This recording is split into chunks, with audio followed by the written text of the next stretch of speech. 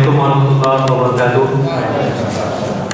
Ada beberapa poin yang mesti kami tanyakan kepada Pak Ustadz kita berkenaan dengan judul kita, barulah kita sedang terancam. Jadi yang saya tangkap dari judul ini, terancam dengan kejadian yang terjadi di Sumatera Utara, terancam nanti dengan kejadian yang akan berlangsung di Jakarta. Pertanyaan pertama, kejadian di Tanjung di Medan itu apakah sikap umat Islam itu sudah benar? Karena ada pembahasan di internet itu katanya kita tidak boleh membakar rumah ibadah meskipun dalam berperang. Apakah ini brainwash? Maka kami tanya itu kepada Ustaz, bagaimana ini sebetulnya? Kalau menurut kami, kalaulah betul peristiwa itu Cina itu masuk ke masjid melarang azan, kalau ada perang bagusnya dipancung itu. Ini baru rumah ibadah yang dibakar. Yang kedua, sekarang umat Islam minta bersatu. Di Jakarta besok kita orang-orang di sana memilih pemimpin. Kandidat yang terkuat Ahok itu Kristen lagi. Sementara umat Islam mau mengajukan beberapa orang calon lagi, artinya suara umat Islam pecah. Ini bagaimana sebetulnya ini? Sementara sekarang ada partai yang pemimpinnya kafir, tapi pendukungnya, pengurus-pengurusnya orang Islam. Mereka berpendapat kami kan maju untuk kami. Sementara kalau secara logika dia berpayung dalam satu atap yang kotor, walaupun dia bersih, maka sebetulnya dia kotor juga. Ini mohon penjelasan kepada Ustaz. Terima kasih. Assalamualaikum warahmatullahi wabarakatuh.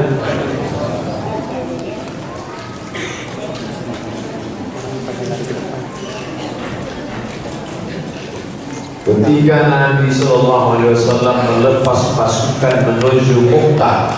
Mu'tah itu suatu kawasan antara Saudi Arabia dengan Yordania sekarang. Maka kata Nabi, la tahdimu buyutan, jangan hancurkan rumah. Boleh menghancurkan rumah. La ta'qiranna nahlan, jangan cabut pohon kurma. La taqta'unna syajaratan, jangan potong pokok kayu.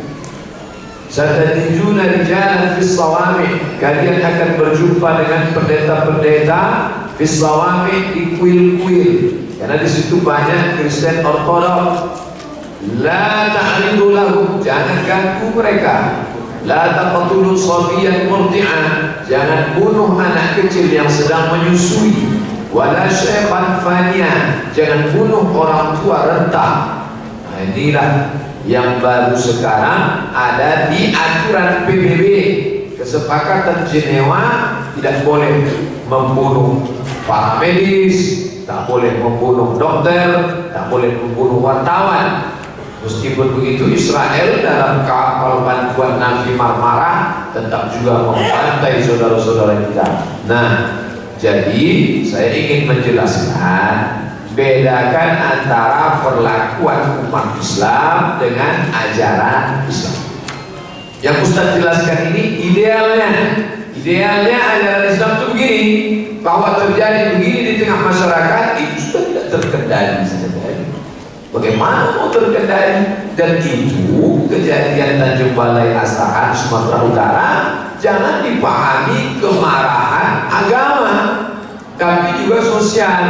Bagaimana etnis itu berkuasa menguasai perikanan, padahal itu perlu dipahami. Asahan adalah kerajaan Melayu. 4 kerajaan Melayu di Sumatera Utara: Kerajaan Melayu Delhi, Kerajaan Melayu Langkat tempat Tuan Syekh Abdul Wahab Rokan, Kerajaan Melayu Asahan, Kerajaan Melayu Serdang Bedagai.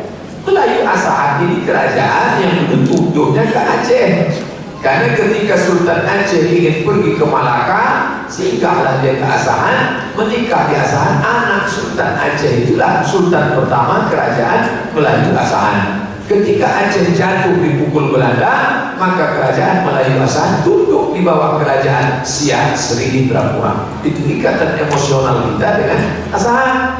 Tapi kerajaan Melayu Asahan negeri-negeri pesisir Melayu itu diisi oleh etnis, karena mereka datang dari dataran Tiongkok pergi ke Tanjung Balai Hasan, Tanjung Balai Karimun, kemudian Meranti, itu di tepi-tepi sungai-sungai. Mereka tidak naik ke darat, banyaknya di tepi-tepi sungai.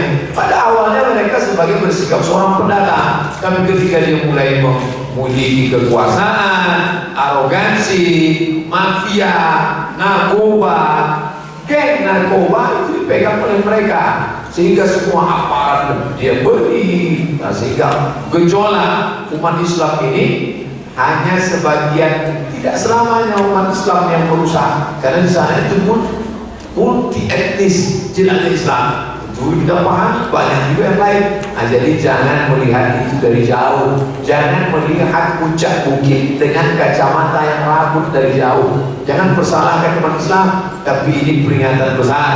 Oleh sebab itu, apa yang terjadi ini menjadi peringatan besar bagi daerah-daerah lain. Kalau kalian permainkan umat Islam ini, masalul mu'minina kamasalil nahli, orang beriman itu seperti lebah, dia tidak pernah mengganggu, tidak ada ranting yang patah. Lihatlah lebah mana kalau dia bertengger di situ patah ranting, tidak ada. Lebah tidak pernah mengganggu, tapi kalau dia diganggu, awas, dia akan mengejar sampai masuk ke dalam kolam, dia tunggu, begitu muncul baru dia serang. Ini yang terjadi sekarang. Oleh sebab itu, bedakan antara perbuatan umat Islam dengan ajaran Islam. Yang kedua, menunjukkan bahwa orang Islam yang tidak sholat pemabuk, tapi kalau sudah rumah ibadahnya diinjak, muazzin imamnya dihina, dia bangkit, mabuknya hilang. Ini yang terjadi umat Islam, bahwa terjadi pergolakan di atas, aktual, kenakalan intelektual, tokoh-tokoh aktualnya bersilang karena kepentingan. Hadis itu sudah dibacakan oleh Ustaz Ferry Ilham, Rubun Dunia. Nanti kalau saya ikut partai ini, saya jadi anggota legislatif. Kalau sudah jadi anggota legislatif, punya kepribadian, rumah pribadi, mobil pribadi, tunjangan, uang siput, uang tanduk, uang sipak, uang tunjang, semua akan ada di tangan. Ini yang menjadi motivasi, menjual keyakinannya. Ustaz sudah menyampaikan, la tatajizul kafirina awliya. Jangan kamu angkat orang kafir menjadi pemimpin kamu, pemimpin negara, pemimpin legislatif, pemimpin partai, karena dia akan membuat kamu masuk neraka jahanam. Wa may yatawallahu minkum fa innahu minhum. Siapa yang mengangkat mereka, maka dia sama seperti mereka. Umat tidak mendengarkan. Tapi apa yang terjadi kemarin, umat Islam sedang disadarkan. Pemimpin yang punya kepentingan boleh jadi pecah, tapi ketika umat Islam bersatu melihat kemukaan, ternyata dia bisa bersatu. Ini sebenarnya banyak hikmah yang dapat dipetik di sana. Pemain-pemain yang di atas, elit-elit akar rumput tetap akan bersatu menegakkan la ilaha illallah Muhammadan Rasulullah. Ketika dulu Rusia menghantam Afghanistan, semuanya bersatu. Taliban, Najmuddin Hikmatnya, Hizbullah, semuanya bersatu. Rabbani, semuanya bersatu. Tapi manakala Rusia sudah tumbang, sesama umat Islam itu pula sikut menyikut. Kita dulu itu ketika menghadapi Belanda bersatu semuanya. Melayu, Minangkabau, Batak, Sunda, semuanya bersatu menghadapi Belanda putih, rambutnya pirang, kulitnya putih, matanya biru, hidungnya mancung. Begitu Belanda putih ini pergi, muncul Belanda hitam. Kulitnya macam kita, wajahnya macam kita, bahasanya bahasa kita, tapi otaknya lebih jahat daripada Belanda. Nah, ini sunnatullah di mana-mana terjadi. Jadi umat Islam perlu khawatir, tapi pendidikan terus, ceramah-ceramah yang mendidik. Sibuk masalah fikih, tak apa-apa.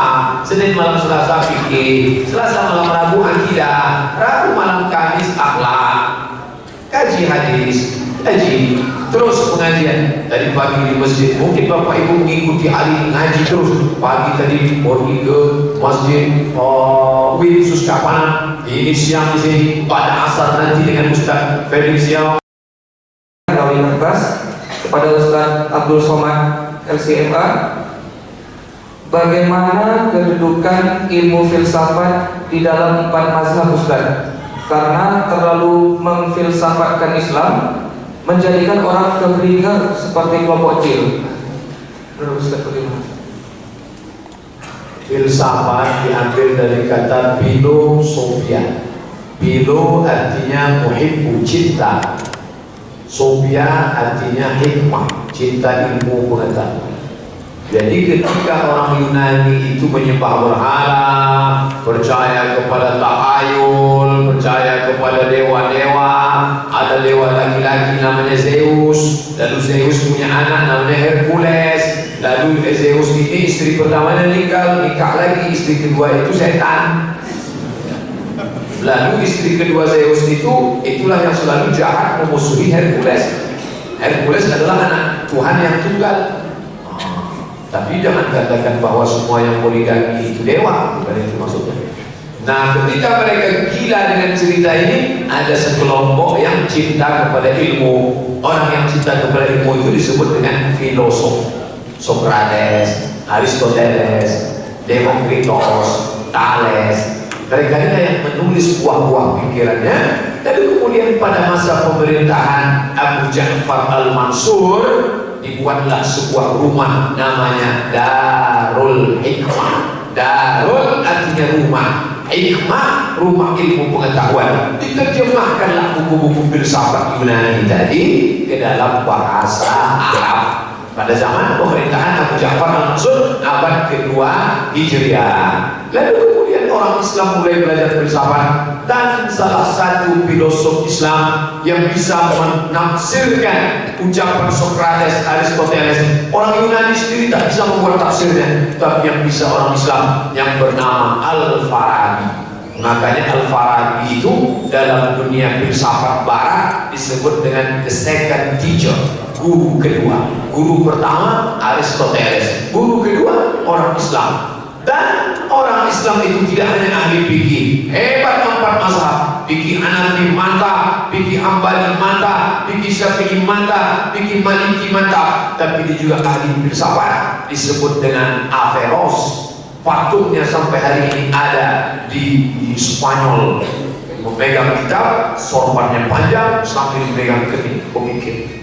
Patung Averroes, tulis di Google Averroes, nampak patung. Bahasa Arabnya adalah Ibnu Rushd. Ibnu anak, Rushd cerdas, Ibnu Rushd, dan dia punya kitab fikih Bidayatul Mujtahid wa Nihayatul Muqtasid, fikih perbandingan empat mazhab. Jadi yang tidak benar itu adalah filsafat wujudiyah. Wujud artinya ada, segala yang ada itu mesti berasal dari yang ada. Maka yang tidak ada itu sebenarnya tidak ada. Malaikat tidak ada, neraka tidak ada, surga tidak ada. Itu filsafat wujudiyah. Masuk ke barat disebut dengan filsafat materia, disebut materi. Abdul Somad ada, bisa ditengok, bisa dilihat, bisa disentuh, bisa diraba, bisa dirangsang. Ada. Yang tidak ada maka tidak nampak, tidak bisa dirasa, tak bisa ditangkap dengan panca indera, tidak ada. Itu yang tidak benar. Tapi ada filsafat metafisik, bukan yang materialisme. Dia memandang, berpikir tentang kalau alam semesta ini ada, siapakah yang membuat alam ini ada? Maka jangan main pukul rata sweeping, karena banyak juga orang-orang Mu'tazilah ahli filsafat yang membuat orang-orang tidak bertuhan itu menjadi bertuhan. Jadi kalau saya katakan filsafat itu batil, haram, memang betul Imam Syafi'i mengecam filsafat. Filsafat yang bagaimana? Yang mengalahkan agama. Kata dia agama itu tak betul, cukup dengan filsafat. Tidak bisa. Makanya ulama-ulama itu mengkombinasikan filsafat yang ambil sebagai metode cara berpikir. Ini sampel simple sederhana. Datanglah orang dunia filsafat yang mengatakan semua ini Tuhan. Tuhan tidak pernah menciptakan alam. Alam ini adalah pancaran dari Tuhan. Air masuk dalam kulkas, lalu air ini dingin berkeringat. Maka air yang keluar dari air itu adalah air. Air tidak menciptakan air, tapi air berbagi menjadi air. Tuhan tidak pernah menciptakan alam. Lalu diri ini adalah bagian dari Tuhan. Ini disebut dengan filsafat panteisme. Pan artinya satu, T Tuhan, isme, keyakinan yang meyakini bahwa alam ini adalah bagian dari Tuhan. Orang bukan baru sudah ada yang meyakini ini. Saya ditunjukkan webnya. Ustaz, coba tengok ini FB-nya. Apa ditulisnya di atas FB? Tuhan tidak pernah menciptakan aku, tapi aku adalah bagian dari Tuhan. Kalau sudah begitu dia tak akan sholat. Kenapa? Karena tak mungkin Tuhan nyembah Tuhan. Jeruk makan jeruk.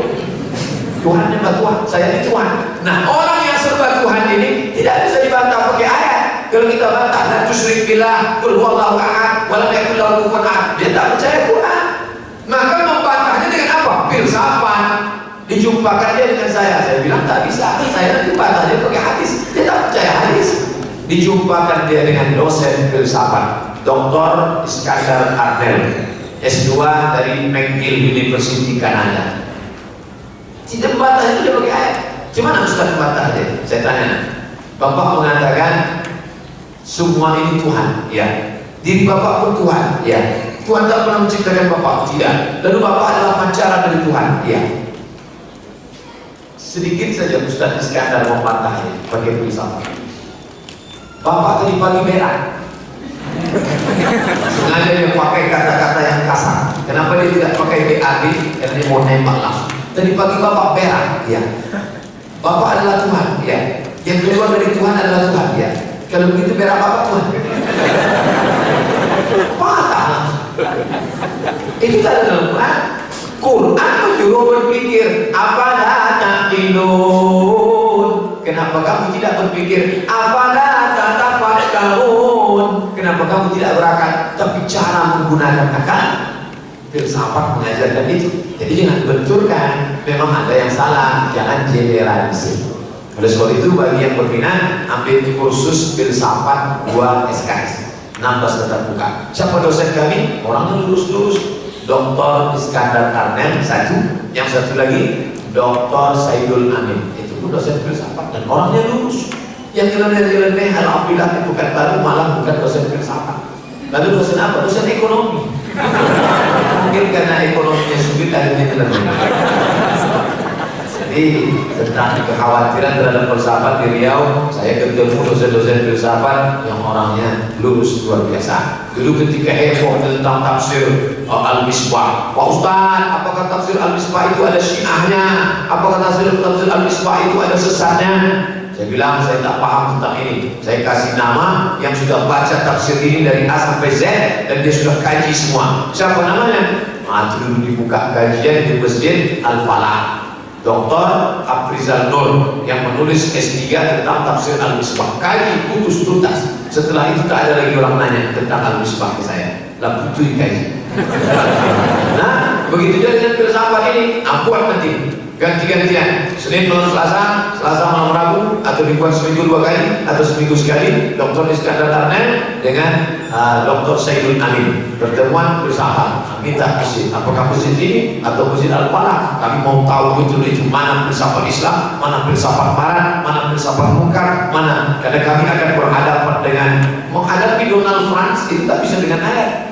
Itu mesti dengan filsafat, analisis, pisau analisanya mesti tajam. Kalau dipakai dia, kamu masuk neraka, mana neraka? Dia nanya neraka mana? Ada. Jadi orang-orang yang sikit-sikit final, dia tak percaya benar, tak bisa. Nah ini saya jelas tentang filsafat. Terima kasih kepada Ustaz Abdul Somad. Berikutnya ini ada pertanyaan yang ditujukan dari jemaah kita untuk Ustaz Abdul Somad dan Ustaz Ferry Idam.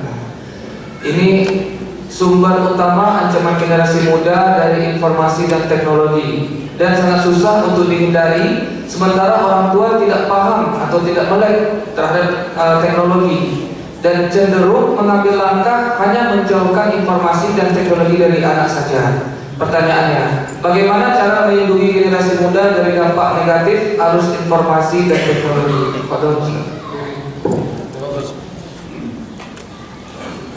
Terima kasih. Ada satu hadis Rasulullah SAW. Inilah Pak kita pegang teguh-teguh, karena kita tidak bisa keluar dengan yang dua macam ini.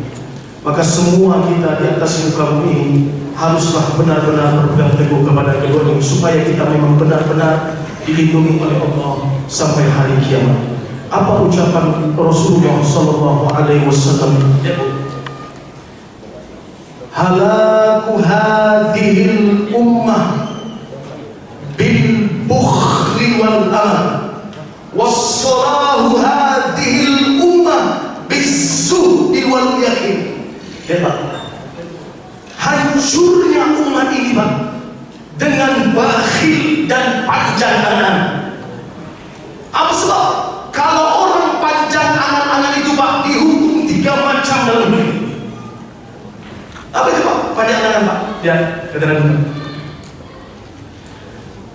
Akhafu ma akhafu ala ummati. Yang aku takutkan 2 macam dalam umatku ini. Apa itu, Pak? Bu'dul amal, panjang angan-angan, wattiba'ul hawa, mengikuti hawa nafsu. Panjang angan-angan itu, Pak, yunsil akhirah, melupakan akhirat. Wattiba'ul hawa, mengikuti hawa nafsu. Yusaddu 'anil haq, menolak kebenaran. Lihat, panjang angan-angan itu gini, Allah itu menghukum satu, malas dalam taat. Angan-angan itu, Pak, dunia. Tidakkah ketika Abu Darda berjumpa dengan penduduk Hijr, apa yang diucapkan Abu Darda? Ala tastahyuna tabnuna ma la taskununa. Tidakkah kalian malu? Kalian membangun tapi tak pernah kalian tempati. Wa ta'maluna ma la tutrakuna. Berangan-angan untuk dunia ini tapi tak pernah Allah capaikan. Wa tajma'una ma la ta'kuluna. Mengumpulkan harta yang banyak tapi tak pernah kalian makan. Innal ladzina qablakum, orang-orang sebelum kamu, banu syidan, membangun dengan megah. Wa jama'u katsiran, mengumpulkan harta yang banyak. Wa ta'ammalu ba'idan, berangan-angan jauh untuk dunia ini. Fa asbahat masakinuhum qubura, padahal tempat mereka kembali yang paling betul adalah kuburan. Wa yang mereka angan-angankan tipu muslihat. Wa jam'uhum bura, yang mereka kumpulkan akan binasa dan hancur. Allahumma shalli. Alimu auladakum, ajarkanlah ilmu kepada anak-anak kamu. Kenapa?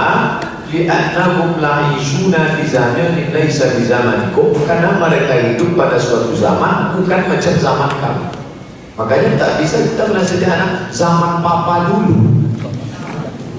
Apa jawab anak? Zaman papa dulu tak ada pewarnanya. Kita kecil main patung lele, anak sekarang tak tahu main layang, dihancurkan itu kaca, dimasak pakai lefka, lari, lompat sedikit hilir, nangis balik. Nanti sekarang tak. Oleh sebab itu kita mesti hidup sama macam zaman mereka. Orang tua mesti tahu software blok, bagaimana memasang software supaya itu langganan internetnya diblok. Adapun mengatakan internet haram itu tidak bijak. Internet haram, TV haram, dia dapat informasi dari mana? Dari kawan, lebih bahaya lagi.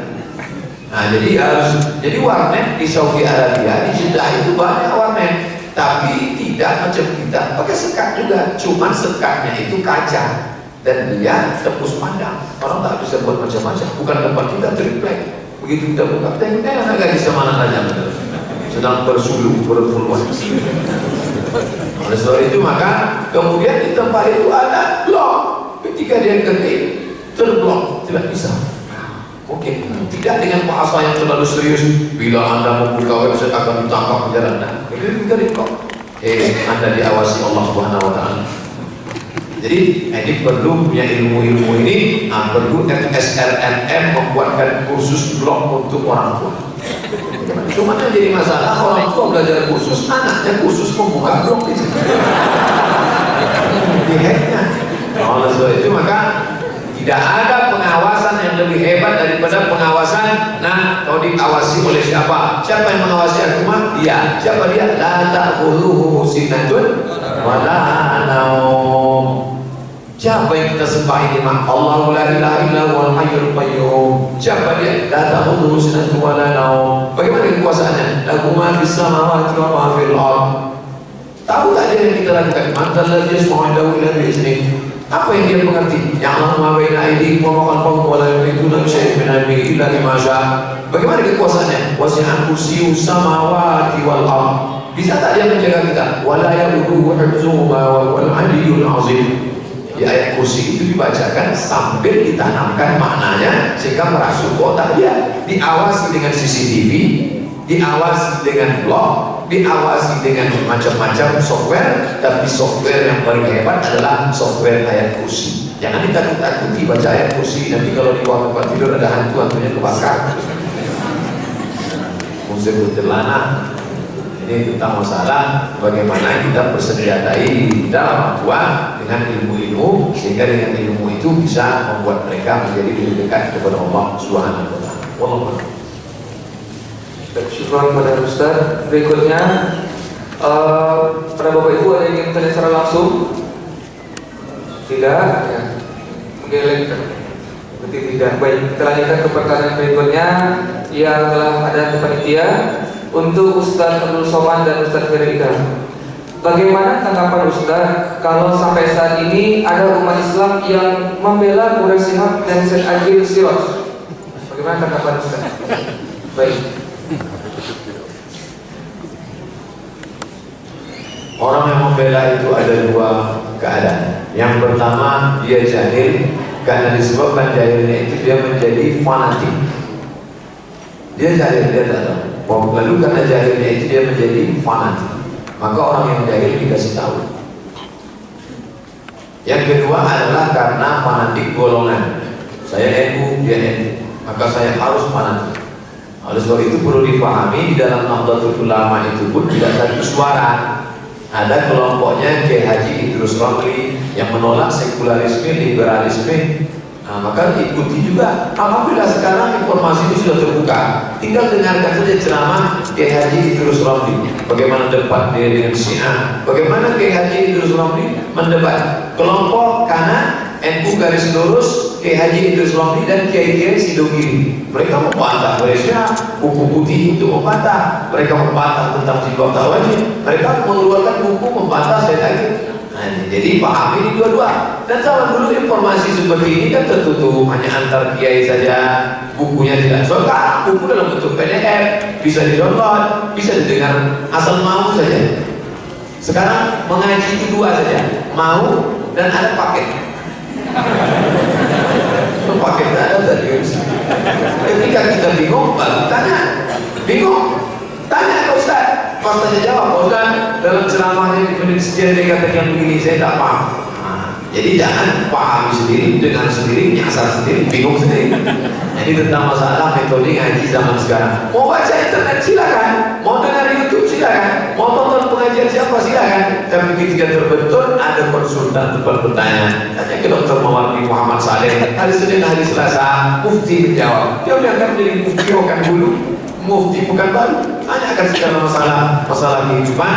Doktor dalam bidang usul fikih, tahu segala sesuatu. 13 tahun di Madinah, mengigaunya pun bahasa Arab. Sudah luar biasa itu. Nah, itu kepada beliau. Jadi kalau ada orang membela, Bapak Ibu sudah paham. Kenapa dia bela mati-matian? Dua. Pertama karena jahil, akibat dari jahil muncul fanatisme. Yang kedua karena kelompok, karena NU. Tapi tidak semua Nahdlatul Ulama membela dia. Ada NU kelompoknya Sidogiri, NU garis lurus, Kiai Haji Idrus Ramli. Ustaz sendiri apa pernah ketemu dengan Quraisy Shihab? Saya kuliah ke Mesir 1998. 1998 duta besar yang lama baru saja pulang, duta yang baru belum datang. 1999 datang duta besar yang baru. Duta besar yang baru itu bernama Quraisy. Dubes Bali. 17 Agustus 99 saya sengaja bangun pagi-pagi habis sholat subuh naik bis pergi ke kedutaan. Kenapa? Karena katanya upacara 17 Agustus ini ada yang spesial, duta baru dengan istri yang baru. Saya tidak ingin lihat dutanya, saya ingin lihat istrinya. Why? Kenapa? Karena saya dengar kabar angin istrinya tak berjilbab. Maka begitu sampai upacara Agustus 1999 musim panas, saya datang Aisyah Tengkuria, nama jalan kedutaan besar Republik Indonesia, tepi Sungai Nil. Yang pertama saya tanya kawan, mana istrinya? Memang tak berjilbab. Pas liburan anak sekolah, saya tinggal di sekretariat Persatuan Pelajar Mahasiswa Indonesia. Persatuan Pelajar Mahasiswa Indonesia. Saya sedang duduk di rumah, tiba-tiba datang tamu untuk ini. Assalamualaikum. Pas dibuka, rupanya beliau dengan istrinya dengan anak. Istrinya tak berjilbab, anaknya tak berjilbab. Lihat kan Pak yang nih cewek ini saya bawakan cewek-cewek tak berjilbab. Jadi dia memang takut sama anak sama istri. Itulah yang mempengaruhi fatwa. Saya tidak bisa buku, saya tidak nonton dia di TV. Saya melihat real nyata langsung di mata saya ini. Dia memang takut sama istrinya, takut sama anak. Maka itu berpengaruh terhadap fatwa. Makanya kalau takut sama bini jangan jadi ustaz.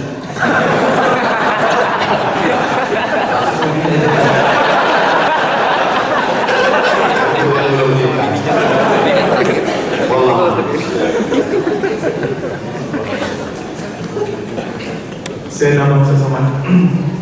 Ada satu ucapan apa tadi? Sittatun bi sittatin yadkhuluna an-nar ma'ad nama macam ini masuk neraka tanpa hisab. Siapa itu Pak? Al-umara bil jur, pemerintah yang menzalimi rakyatnya. Al-arabu bil asabiyah, orang yang fanatik. Fanatik Pak, yang adalah fanatik. Oh itu tak bisa Pak. At-tujar bil khiyanah, pedagang yang khianat. Ahlul rustaq bin jahalah, penduduk desa dan kampung dengan kebodohannya. Wah, ini Pak yang diucapkan Rasulullah. Memang betul, kalau kita sudah fanatik, maka kita akan membela mati-matian siapa yang di depan kita walaupun mereka salah. Siapapun mereka, walaupun mereka melakukan kezaliman. Satu ucapan Rasulullah kepada Ka'ab bin Ujrah. Apa ucapan Nabi? Ya Ka'ab, wahai Ka'ab, u'idzuka billah min imarati subha. Aku bermohon kepada Allah supaya engkau terlindung dari pemerintah yang bodoh. Siapa? Alladzina yaquluna min ba'di. Nanti setelah aku itu akan nampak pada kalian. Siapa mereka? Faman sadaqahum ala kirbihim. Mereka membantu dusta mereka. Ketika mereka salah pun tetap mereka bantu. Ketika mereka berbuat curang, mereka tetap membenarkan. Inilah yang paling ditakutkan Nabi untuk kita. Kalau sudah masuk dalam lingkungan, jangan pernah membenarkan perkataan yang salah. Salah satu 3 macam. La yukallimuhumullah yaumul qiyamah, Allah tak mengajak mereka berbicara. Wala yanzuru ilaihi, mereka pun tidak dilihat oleh Allah. Walahum adzabun alim, mereka dapat azab yang sangat pedih. Apa yang didapat? Rajulun bay'u imaman la yubay'u lidunya. Mereka yang mendukung seorang pemimpin atas dunia mereka. Fa illam a'ta, kalau tak diberi, lam yafi, mereka tak mendukung mereka. Fa idza a'ta, kalau mereka diberi, wafa, mereka akan angkat orang tersebut. Inilah yang tak boleh di atas muka bumi dalam kehidupan kita. Wallahu a'lam bishawab. Syukur kepada Ustaz yang telah menjawab pertanyaan dari jemaah kita. Berikutnya ada pertanyaan dari jemaah kita kepada Ustaz Abdul Somad dan Ustaz Heri. Langkah apa yang sebaiknya untuk menyadarkan teman-teman remaja yang berumur 15 sampai 18 tahun atau setara SMA ataupun SMP agar paham kita lagi terancam? Karena jangankan mendengarkan ceramah, ke masjid aja belum mau.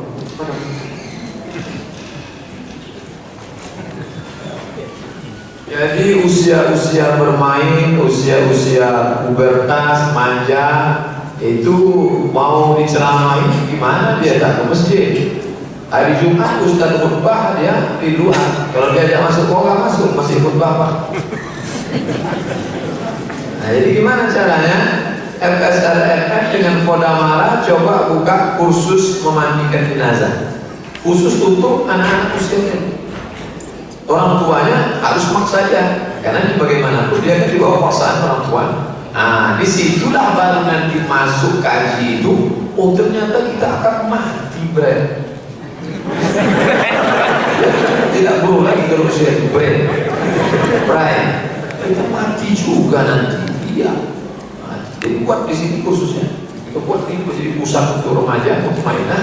Buat anak-anak SMP, SMA khusus memandikan jenazah di sini. Masalah lompat di belakang bisa. Lompat jenazah, enggak juga sih. Kubur satu orang, ada berapa? Memang betul-betul kubur. Kalau Ustaz Isran, adik Dr. Mustafa Umar di pesantrennya, saya datang ke sana, saya tengok di tepi lapangan bola ada lubang. Di atasnya lampu petroma. Loh, ini lubang apa bang? Malam-malam yang nakal-nakal saya tanam di sini. Dan tahu dia rasanya mati.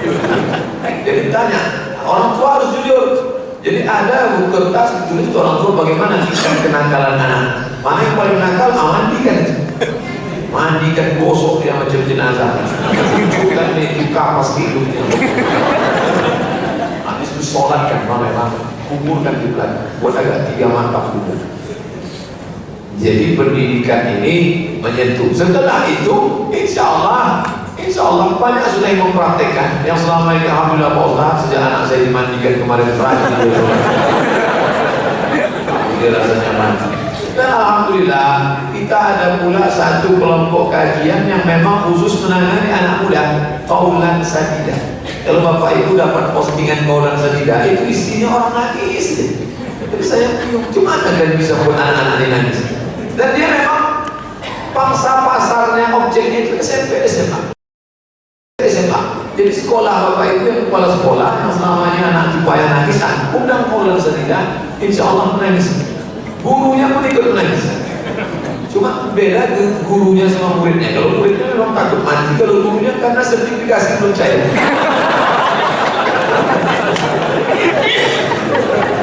Itu langkah awal. Kalau dia sudah ingat mati, dia tahu ternyata nanti dia akan mati, dia akan ini. Lalu hidupnya itu apa?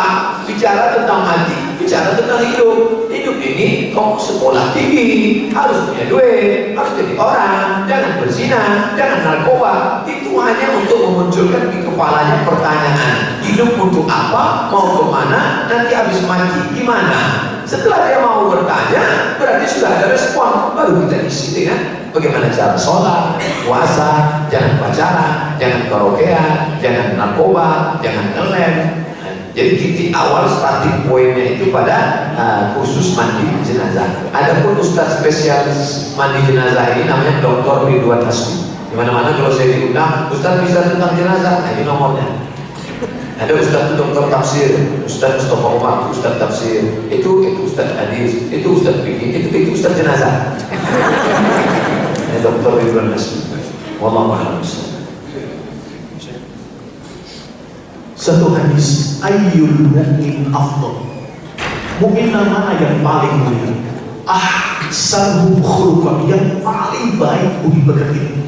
Berapa banyak orang yang masuk surga karena baik budi pekerti? Berapa banyak dari kita yang tak memiliki budi pekerti itu bisa masuk neraka? Yang diucapkan oleh Ustaz Somad tadi Pak. Yang kedua, ainul mu'min akyas. Manusia yang mana yang paling terkaya? Aktsaruhum lil mauti dzikran wa ahsanu lahum isti'dadan. Yang banyak ingat mati dan persiapan untuk mati. Berapa banyak orang yang tak ada mempersiapkan untuk mati? Berapa banyak dari kita yang hanya terlena tapi tak ingat mati? Maka persiapan mati itu harus baik dalam hidup kita. Bagaimana persiapan mati? Seringlah Pak beramal soleh dalam hidup ini. Wallahu a'lam bishawab. Terima kasih kepada Ustaz. Berikutnya ada sebuah pertanyaan juga dari jemaah kita untuk Ustaz Abdul Somad dan Ustaz Ferry. Assalamualaikum Ustaz. Saya ingin bertanya, bagaimana pandangan Ustaz terhadap orang yang menipu mengatasnamakan dakwah demi memperkaya diri sendiri dan memanfaatkan semangat dakwah orang lain?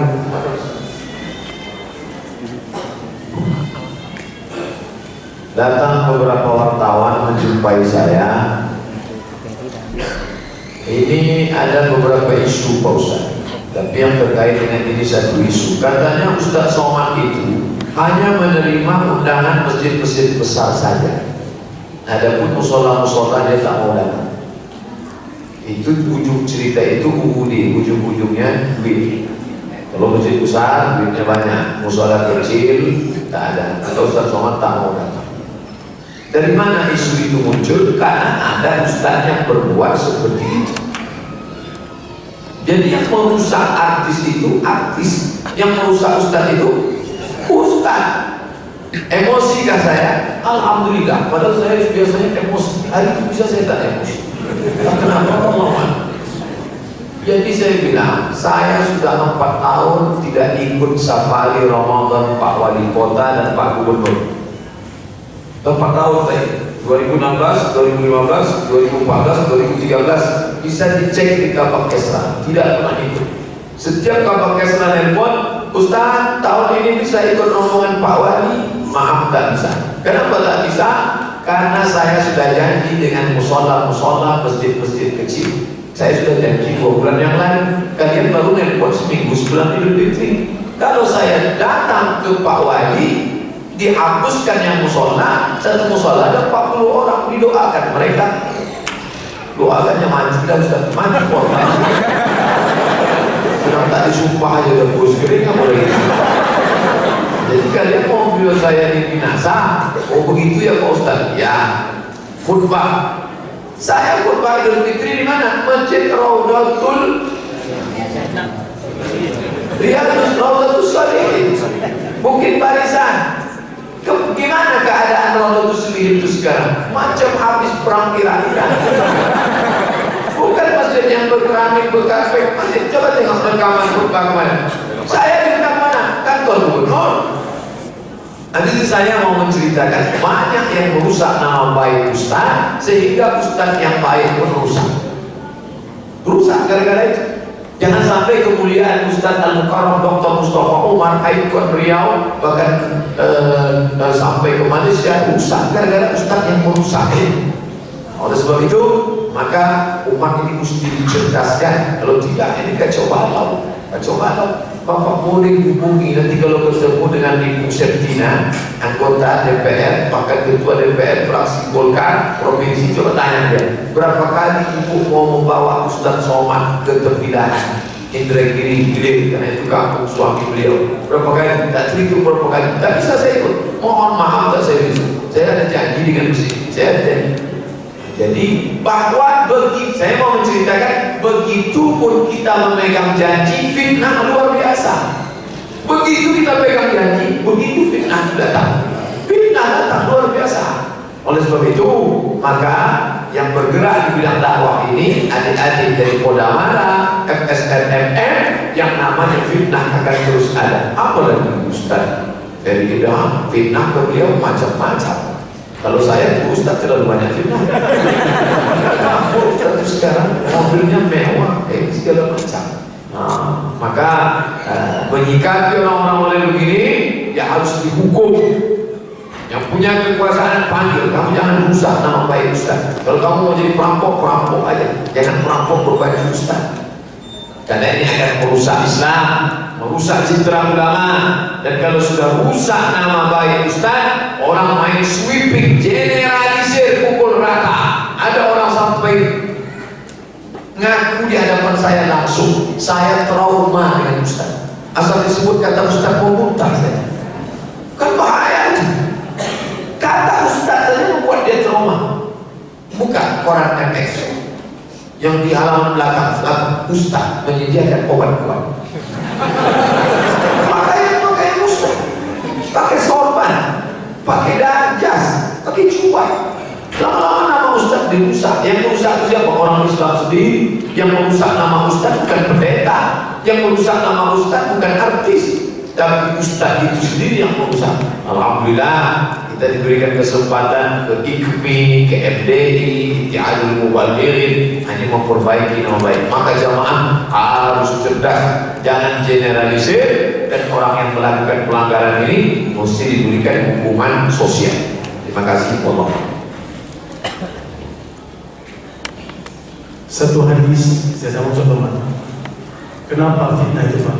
Kata Nabi, fitnah kaki ta'ad lain muslim.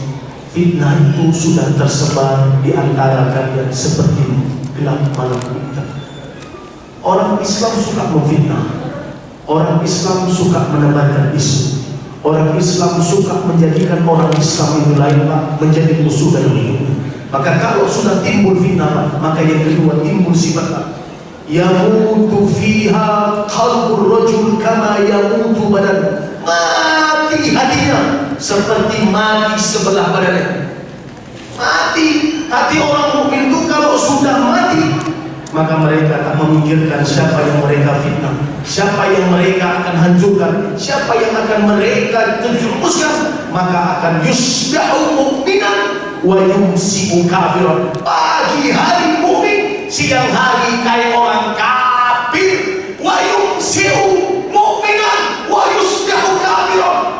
Pagi sore hari pun seperti orang mukmin, pagi hari seperti orang kafir.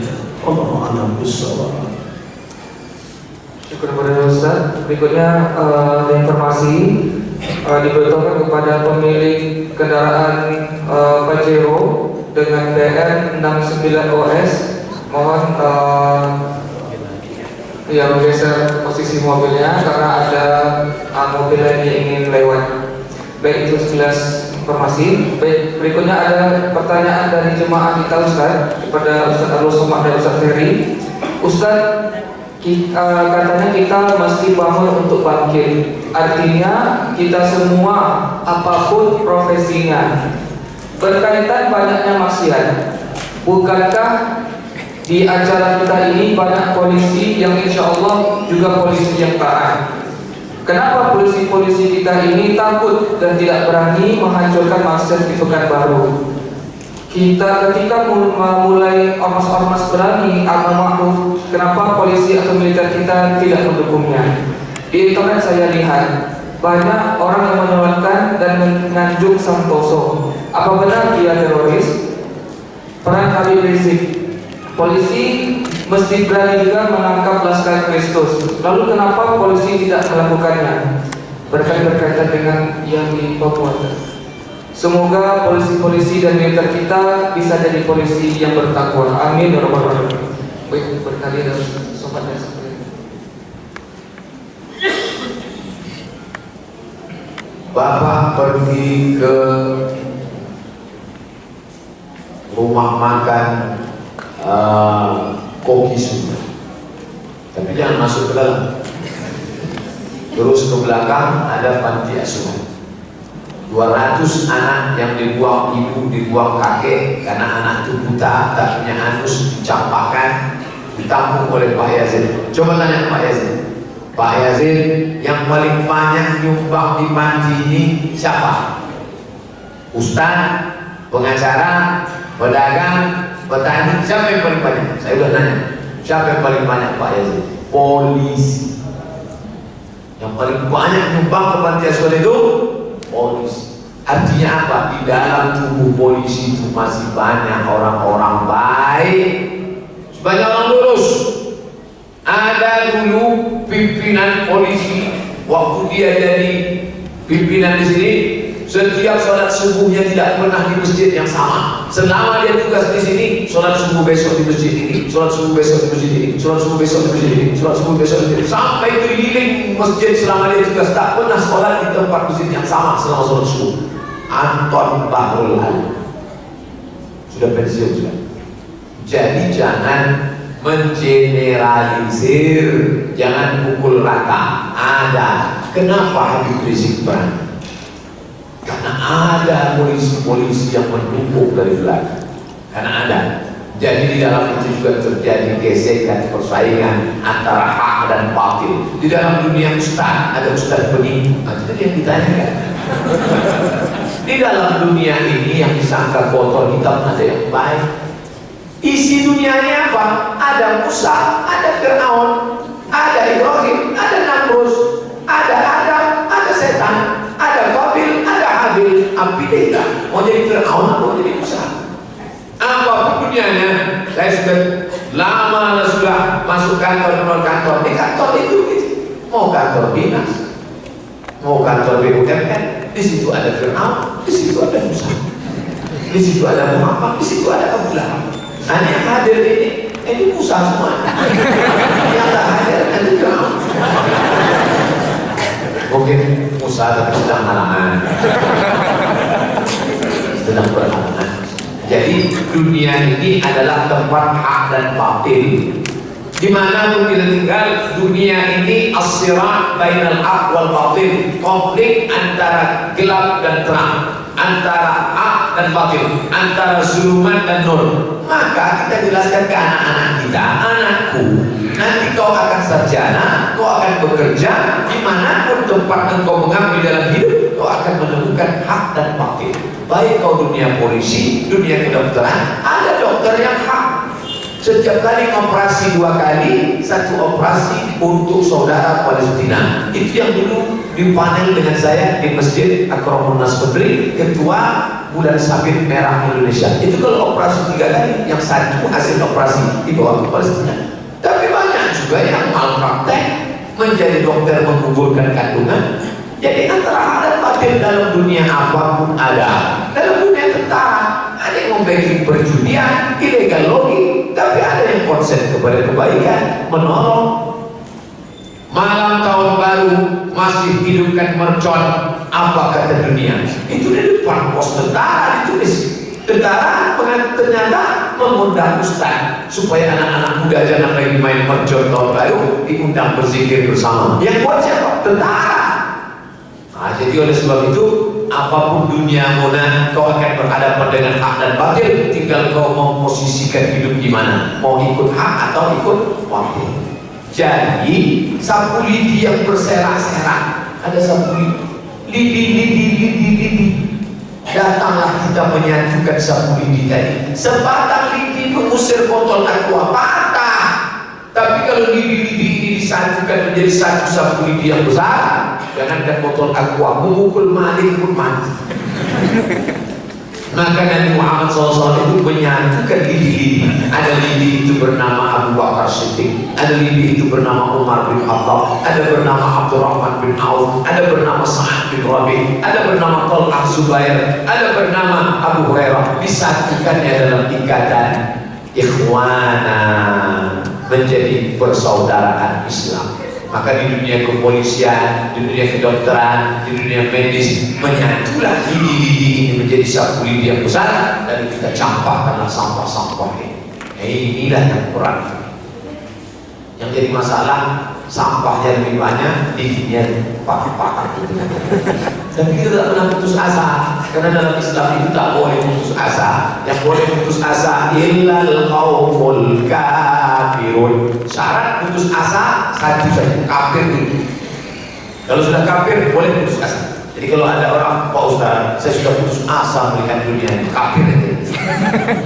Karena la ya'lamu rahmatillah illal qaumul kafirun. Terus semangat. Saya semangat ini karena anak-anak muda ini yang muda, makin semangat. Semangat juang komitmen, apalagi bersama Ustaz Ferry, makin semangat. Karena saya dengar SMS, datang SMS semalam, Ustaz sama Ustaz Ferry dia hampir hati-hati tercabut nanti pak-pak.